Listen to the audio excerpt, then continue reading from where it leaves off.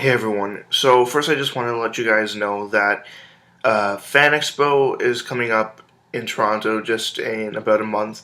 So I'm just going to try to save money right now. So I won't be posting any videos for about the next month. But then following Fan Expo, I will have a couple of videos posted just about things I picked up there, things I saw there, and just other interesting things, at least sort of interesting. And I'm still trying to figure out the lighting situation.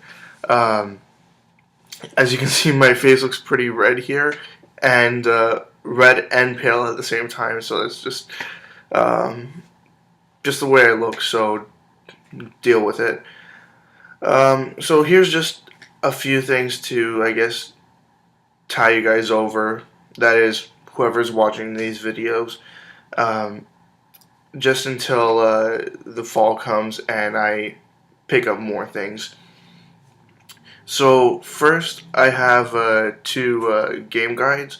They're both Prima game guides, and they're both for Pokemon games. The first one here is for Pokemon Ranger. It says Pokemon Ranger, the official Pokemon strategy guide, and it does have the official Nintendo seal on there. I know it's not like the official Nintendo Power one, but like I mean, it's still official.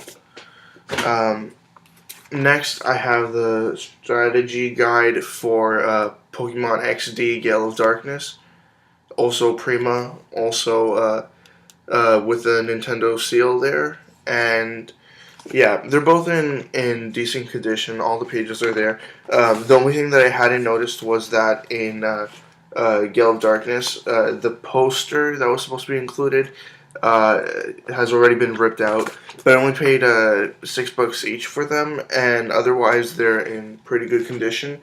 And I believe that this one did have. No, this one also is missing the poster that went in the front here. But like I mean, that's fine. They cost a ridiculous amount of money. Like in the U.S., they cost $16.99. In Canada, $22.95. In the UK, $12.99. And I always find it ridiculous that strategy guides are always a lot more expensive in Canada.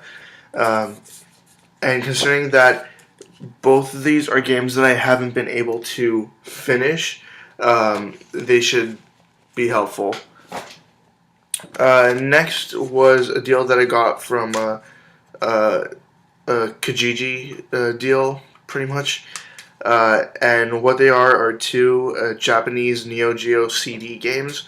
Now, I know I don't have a Neo Geo CD console, but at least with this console, uh, they're not region locked, so you can play any game from any region on consoles from any region.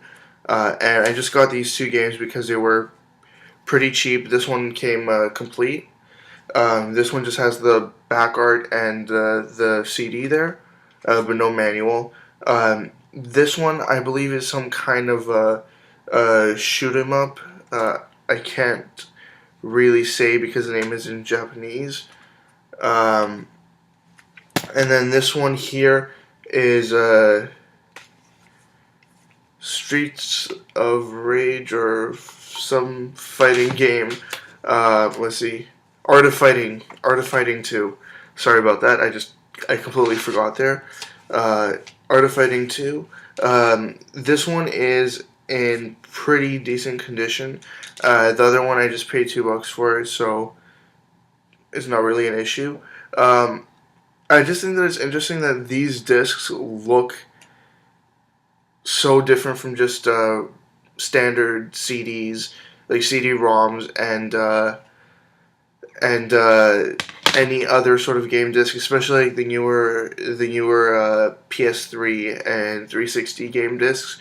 This one just looks, if it looks and feels just like it's a lot flimsier and a lot thinner, but it's still the same thickness as like a regular CD. It's just there's something about them that makes them look really cheap.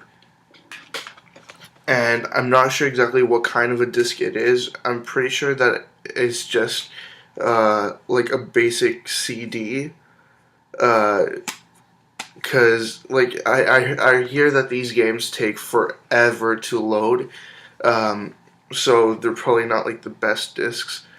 Um, but yeah, I got those two for the future when I eventually will have a Neo Geo CD, because that is a console that I really want to get. That in a TurboGrafx Express or Turbo Express. Sorry about that.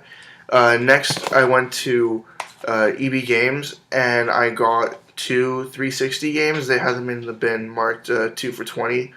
Um, and I'm kind of sad about this first one because, well, the story behind this is that, like, and it's really lame. I've been looking for a copy of the Orange Box for the 360 for the longest time, and it seemed like every time I just didn't have enough money. I was planning on getting something else, so I just kept on putting it off. And I finally find it. I had $10 to get it. I opened the seal, just the regular EB Games GameStop seal, where they just put a sticker over it. I open it up, and inside I see that it's the Platinum Hits disc. Now I know that shouldn't bother me that much, but it kind of bothers me. At least the disc is in great condition, and the box and manual are all there, so that's one thing at least. And the other 360 game that I got was Bayonetta. Now I was trying to decide. Sorry, I was trying to decide between Bayonetta and a couple other games, but even for $10, a lot of the games that were in that bin were not even worth the $10 that they would end up costing me. So I just dug through until I found Bayonetta complete, of course. But it's still not even a $10 game. It's like an $8 game. It's not that special. Like I hear that there are good points to this game, but I don't know if I will be playing it anytime soon. I pretty much just looked for another game to go with the discount on this, and then I finally tried looking at some yard sales, just randomly in my area, see what's up. I went to the first one I saw just a block away from me, and I saw two third-party PS2 controllers, and a computer monitor. But then I thought I should go ask the guy there, like, hey, do you have anything else video game related? He's like, oh, sorry, like that's it. So I was like, okay, well, that's my luck. So I continued on down the street, took a turn, and was going towards this one house that I saw advertising a sale, and their sale was supposed to start at 9. I got there 10 past 9, and nothing was set up.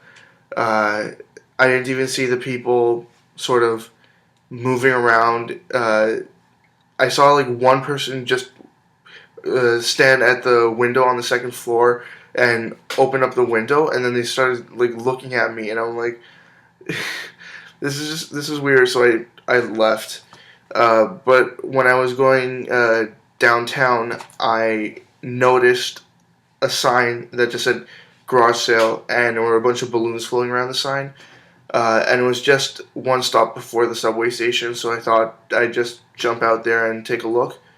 And the first place I go to, because it was 3 houses altogether, the first place had just clothes and a little bit of jewelry, so I skipped that place fast. Next place, there was a woman who said that her son was selling some games, and he had just sold a whole bunch of games, so I kind of felt like I missed it. Well, because I really did miss it. But then he pulled out a couple of Wii games, and I took a look. There was one Resident Evil Umbrella Files or something like that for the Wii. A World War II shooter game. Sorry, and Alone in the Dark, just the regular edition, and then Sonic Unleashed. And I paid $5 for this because I didn't feel like really screwing over the kid. Um, and it's in like pretty good condition. It's just a little dirty at the top there, but the manual is there. The disc is in great condition. So I gave the kid $5 for it. Then I go to the house next door because the kid tells me like, oh hey, yeah, the guy next door, he's the like the son of the people that live there. Really is into video games, and he's like 30 years old. So I was thinking, okay, this guy must have some stuff. But I asked the guy's mother because he wasn't there, and she tells me that he's in Japan right now. And the first thing that popped into my mind was, if he's at this age and he's been a collector for a while and he's in Japan, he most likely is buying a whole bunch of games and shipping them over. And I asked the guy's mother, and she said, yeah, we've been getting packages all the time. It's just ridiculous. We've been having to pay for them for a couple of months now. And I'm like, how much stuff has this guy sent over? But then the guy's dad pops up and says, I can't really look through this stuff right now, and I wouldn't be able to get a reach of him right now, so he didn't feel comfortable with selling me anything, and I felt kind of bad, but like, I mean, it was a mediocre day, well, less than mediocre, it was a quite lame day, so I moved on. I didn't expect much from yard selling in Toronto because you just do not find things. You don't find like many games. It's usually just kitchenware and women's clothes and some jewelry, um, and a couple of like miscellaneous toys and kids books, but nothing too special. Um, but yeah, I just think that I should not yard sale in Toronto unless I see specific ads for video games. Now, saying this, I saw an ad for August 17th here in Toronto, well, a little east of Toronto. Um, a guy is selling a whole bunch of video games, and I asked him, and he has games for the Dreamcast, and his price point is really good. So considering what games he has, I might check it out. But I've yet to learn what games he has. So if they're all sports games, then I'm not gonna take the trip out there just to buy a whole bunch of sports games. Pretty much for the Dreamcast, I already have all the sports games, so I don't need to collect those anymore. Um, But yeah, that's an issue with trying to have a complete Dreamcast collection or a complete collection of any kind. You're gonna run into a lot of really common doubles, and you deal with it and you pass on. Anyways, that's it. Sorry about the lighting again. Sorry about my face and my complexion. Uh, that's the stuff I had that I got today.